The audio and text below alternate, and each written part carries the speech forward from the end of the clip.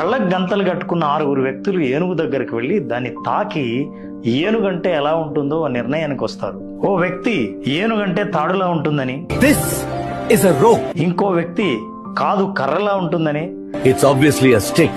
మరో వ్యక్తి పాములా ఉందని, You're both wrong. It's a snake. ఇంకో వ్యక్తి ఒక చెట్టుకు ఆకులా ఉందని. It feels like a leaf to me. మీరంతా మూర్ఖులు, ఏనుగంటే ఓ గోడ లాంటిదని. You're all idiots. It's obviously a wall. నేను కరెక్ట్ అంటే నేను కరెక్ట్ అని ఒకరితో ఒకరు గొడవ పెట్టుకుంటారు. నిజానికి అందరిది తప్పే. ఎందుకంటే ఒక్కొక్కరు ఏనుగులో ఏదో ఒక భాగాన్ని మాత్రమే చూశారు. మన చుట్టూ ఉన్న ప్రపంచంలో కూడా చాలా మంది కళ్ళకు గంతలు కట్టుకున్న వాళ్లే కనిపిస్తారు. గట్టిగా అరుస్తూ అవతలి వాళ్లను తప్పు పట్టడమే పనిగా పెట్టుకుంటారు. టీవీ షోల్లోనూ, ఉద్యమాల్లోనూ, ఇంటర్వ్యూలోనూ నిజమంతా తమకే తెలిసినట్టు వాదిస్తూ ఉంటారు. నిజానికి ఎవ్వరికీ వాస్తవం తెలిసుండదు. నీకేం తెలీదు, అసలు నీ మాట వినను అనే కేకలే మనకు వినిపిస్తూ ఉంటాయి, ఇంట్లో బయట కూడా.